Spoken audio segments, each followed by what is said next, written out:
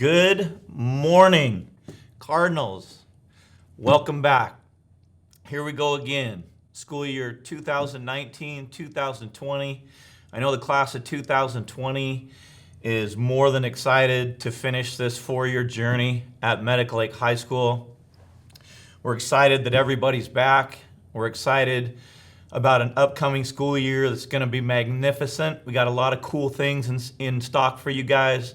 So buckle up your seatbelts and here we go. But today, the purpose of me addressing you is the usual stuff.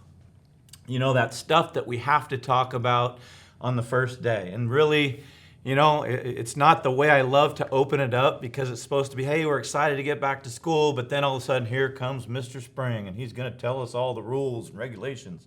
And most of you obviously already know them. And that's why you are not in the auditorium with the freshmen right now. You are with me on video to shorten the message significantly because there's no need for me to read a 35-page handbook to you in video. However, there are some really important things. There are some changes this year that are significant, and I feel like it's my duty to give you your best opportunity to be successful. And if you're not sure how to do that, then I'm not doing my job. And that's why we're here today. So with that, we're going to continue on and talk about some changes to the 2019-2020 handbook. Okay, so moving forward with the handbook, some significant changes and some things that we just need to reiterate. Number one, field trips are important, and they're on page 3 and 4 of your handbook. And you don't have a handbook. We used to print them and kill a bunch of trees, giving you all this book. However, this book is located on the Medical Lake High School website, and we will share information later on how to access this handbook should you choose to go and do some research or reading in the handbook or have questions or concerns regarding the handbook. But field trips are something that oftentimes we're kind of not sure of when a teacher decides, hey class, we're going on a field trip today or tomorrow. So I want to make sure that you're informed of what your expectations are there. First of all, you have to have an emergency updated form that is completed 2 days prior to the event. And your teacher, will be giving you those documents. Students must also have a current ASB card. That means you must purchase your ASB card in the office unless it's a mandatory class field trip for grade. Students must be in good standing academically, which means you should be passing all of your classes. And last thing, students who are absent 21% or more days thus far this school year will lose your privilege to participate. So attendance and keeping your attendance up to date is essential to earning your privilege to be able to participate in field trips. So those are essentially the requirements and changes for the upcoming school year regarding field trips. So now we're going to talk about one of the most important components of being successful at Medical Lake High School, and that is attendance. When you're not here, you can't learn. When you're not here, we can't teach, and we can't help. We made some great strides last year towards strategically addressing chronic absenteeism at Medical Lake High School. Most of you know the process. You're either in a green, yellow, or red color in relation to your attendance monthly and as we progress through the year, yearly. We showed some great growth last year. How do you stay in that green zone?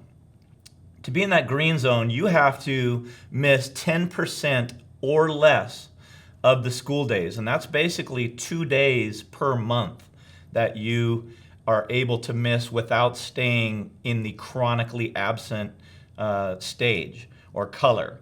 So very much a focus.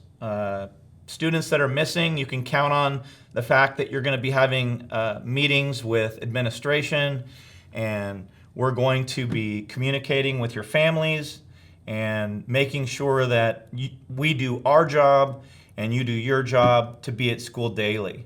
So remember, 2 school days to get your absences excused if you miss a day. So come in day 3, oh, I have my note. Remember, it has to be 2 days or it will be counted as an unexcused absence. Some things that have changed in regard to our attendance policy relating to sports participation, activities, and clubs. You must be in school all day to participate in your activity or sport. It used to be a half day to practice, a full day to play. It is now changed to a full day to practice or play. So make sure that you understand when you come to the office and you say, you know, I was at an appointment or something like that, there are reasons for being gone a half a day. However, you need the documentation from, say, a dentist or a doctor that says, yes, I was factually at an appointment. Why are we doing this? Because we believe that being in school and attending school leads to academic success. And without you here, remember, you can't learn. So, no participation in sports unless you're here all day long. Everybody's heard the saying, miss school, miss out. It's real, guys. So let's make sure. Being at school daily, on time, is going to give you the best chance to be a successful student at Medical Lake High School. New academic eligibility changes relating to sports and activities.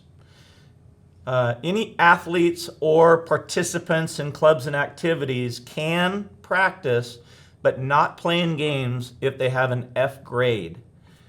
Grading policy is in effect after the first 4 weeks of the first semester and after the first 4 weeks of the second semester. Throughout the school year, after those 4 weeks in the first semester, 4 weeks in the second semester, grades will be checked every single week on Wednesday. If you are deemed ineligible, you will be called to the office to meet with Mr. Starr or Mr. Blaine. And if you are deemed ineligible, you also have the opportunity to be cleared to play when you prove passing in all subjects. So once you're ineligible, you're not ineligible for an extended period of time. You are ineligible until you prove passing in all subjects. Okay, I'm going to talk about our open closed campus policy. First of all, I got to congratulate you guys. I challenged you last year. I said we're going to open the campus for all grade levels, and you guys rocked it. I mean, we had very, very few and far between issues of students getting into poor decision making during the lunch hour, and very few and far between students that were late to come back to your 5th period class.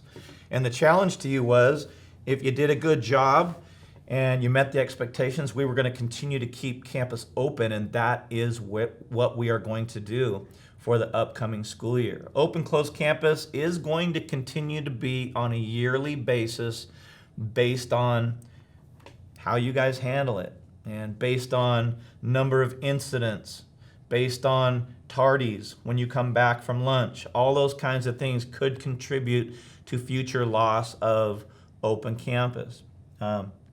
However, do remember that if you choose to leave campus, you are expected to arrive at your next class on time. Inability to monitor yourself off campus will result and can result in loss of privilege to leave campus. Again, I want to go back to the positive. Last year was a very successful year with minimal off-campus issues. I want to challenge you guys. Let's do it right. If you're walking, you're going to have a really hard time getting somewhere to get something to eat and get back. So think about that. I also want to challenge you with one thing, guys. Our worst day would be if something happened in a vehicle or something happened off campus that compromised your safety. So make great decisions when you take off for lunch. Get back here in a timely manner and do it the right way. Okay, we're going to talk a little bit about an opportunity that started last year that proved to be a really nice resource for all of our students at Medic Lake High School. And that was that each of you were issued a Chromebook for obviously educational resources and purposes. And not many school districts around the state of Washington have this opportunity, so we're very fortunate to have it. You guys did an awesome job last year of taking care of your Chromebooks. We had very few that were damaged or broken. However, each of you will be issued a Chromebook today at one time or another throughout the day in your English classes. Cost of these Chromebooks is $10 for free and reduced lunch students and $25 for all other students. Many of you have already taken care of your fee, but a small price to pay for use of a device for 9 months. The use of these computers is a privilege. Any illegal or malicious activities, tampering with or disrupting the system in any way is strictly forbidden and could result in loss of your Chromebook. Challenge. We're going to talk about cell phone policy here in a little bit. And directly related to that is an extreme need for you to have your Chromebook in your possession and charged in every single classroom that you are going to be using this device in. Your Chromebook is your responsibility. Take care of it and use it wisely and make it a great supplement to your learning. All right, next thing we're going to talk about that's also in the handbook and has become a small issue at our high school. You guys really answered when necessary last year to some of the problems we had, but it's about dress code. I think of school as work, meaning, think about what you would and wouldn't wear to a job. And that's the similar mindset to a school. No, this isn't a job, but it is a professional place where you come to learn how to be a valuable, hireable employee. Another issue that's only an issue with a handful of students, but I got to talk about it, is student identity. If we don't know who you are on camera and can't identify you, we can't ensure the safety of people in this high school. So hoods are what I'm talking about. Hoods should not be worn in the building due to inability to identify students on camera. Please, Cardinals, do not put the hoods up. If you do, you will be asked to put it back down. This year, we aren't going to ask you over and over and over and over again. Students who will not comply, you will not be able to wear a hooded sweatshirt to school at all. So please comply with that one. Sunglasses. We've had people push the envelope on that one a little bit. Can't identify people in sunglasses. Not permitted to wear in the building. There are some medical reasons that students do need to wear sunglasses, and obviously with medical documentation, you will be allowed to wear sunglasses. Lastly, and this is just for your safety, guys, listen to me. Students must be identifiable at all times to keep you safe. Okay, now for the grand finale today. It's a seemingly big change, you might think. However, it's really no change because our policy has been for years at Medic Lake High School that students are able to use their cell phones before school, during passing time, at lunch, and after school. However, we did allow for teacher discretion from time to time for students to use cell phones for educational purposes. And as you know, this has gotten a little bit loose. And so it was a decision of a collaborative decision of the entire Medical Lake teaching staff getting together and having hours of discussion about how we would proceed to ensure that you guys had the best opportunity to learn in class without disruption, and teachers would have the best opportunity to teach without disruption. So the biggest change, and this came about because we no longer need cell phones for educational purposes, because, as you know, every one of you has a Chromebook in your hands. And that will be your device, your go-to device for educational purposes. I've been looking at some data. This is pretty scary, but data shows that high school age students spend between on average now, so some is a lot higher, some's lower, on average 4 to 6 hours per day on your cell phone or device. That's a long time. So with that, I'm now going to outline the policy in a step-by-step process. Okay, so here we go. So it's basically a 4-step process, our cell phone policy. First of all, your possession and ability to possess a device at school, you gotta listen to me now, it is a privilege. It is not a right. And many of us feel like we reserve the right and that the phone is our possession, we own it, no one's taking it from me. However, at school, you will have your phone confiscated if you misuse it, and here's how that could happen. At the beginning of each class, our teachers will begin class by stating the following. Okay, welcome students. We are now cell phones put away. At this time, I would ask all cell phones be put away. So that is teacher discretion as to when that happens. It will probably happen right after the second or the bell, the tardy bell rings. Or when they finish taking attendance, they will make that announcement, how they choose to, that it is now cell phones away. All cell phones will go in your backpacks. If your cell phones are in sight, meaning anywhere where it is causing a disruption to that classroom, that teacher will immediately call the office. And what they will do is they will instruct you to take your cell phone to the office and go see an available administrator. When you get to the office, students, you will power your cell phone down, and the office will place your cell phone in a locked, secure location. You will then return to class. This will be documented as your first strike. You will sign that you received a first strike with your signature. Your parent or guardian will be contacted via email, and the documentation of the first strike will be shared with them. At the end of the day, students, you will get your device back and be able to bring it back to school the next day. Strike 2. Again, staff members will not pull your cell phone out of your hand. They will ask you to go to the office.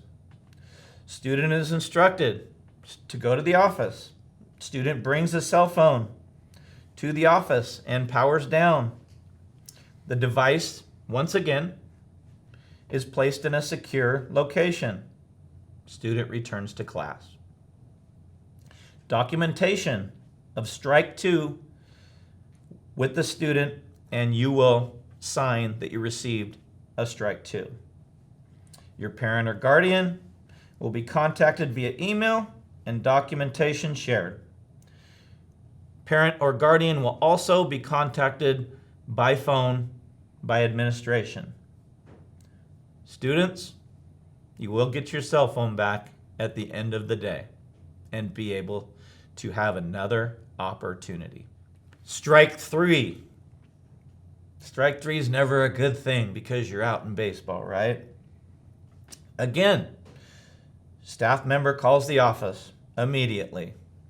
Student is instructed to go to the office. Student brings their cell phone to the office and powers it down. Device is placed in a secure location. Student returns to class. Documentation of a third strike with student and student signature. Now it gets a little different. Parent guardian is contacted via email and documentation shared. Parent guardian is contacted by phone. Student gets phone back at the end of day unless directed otherwise by guardian. Here's the big one, guys, with the third strike. You have now lost your privilege to possess your cell phone in a classroom at Medical Lake High School for the remainder of the school year, and that's a big thing. So let's not get to strike 3. There is a strike 4, and the strike 4 is progressive discipline.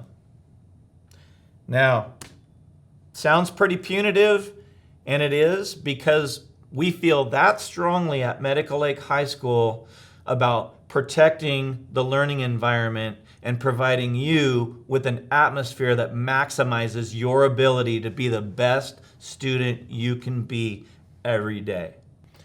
Students, if you have any questions regarding the cell phone policy, make sure you ask a teacher, and I'm sure they will probably be able to answer that. And if not, then you can ask an administrator or office staff for clarification on any part of this policy. Once again, this policy is located in the student handbook online on the Medical Lake High School website. I feel like the rule man today, but that's just kind of that first day housekeeping stuff.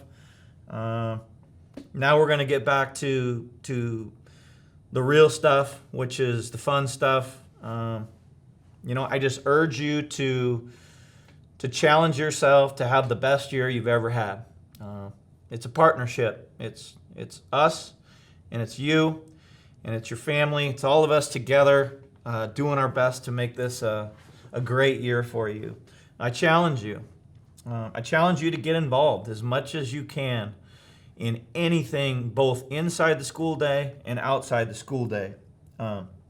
We have all kinds of new communication devices to ensure that you all are aware and don't miss out on anything going on at Medical Lake High School. First of all, you can go to our master calendar on the high school website. Has all sports, purchase deadlines, events, you name it. We put it on the master calendar located on the high school website. Second, great resource for event happenings is our text message reminders that you can sign up for. And that information is also for text message reminders. I know it's on our reader boards in our cafeteria and in our hallways on the flat screens. And I also know it's on our website. And in this presentation you're seeing now, we're going to put a little clip up that shows you how to access those text reminders. So Cardinals, I appreciate you. I appreciate you listening. I'm proud to be your principal. I'm proud that you're my students. And let's have a great year together as Cardinals. And let's rock this world and continue, I say continue, to be one of the highest performing high schools in the state of Washington, just like we were rated last year. Have a great year, and go Cardinals.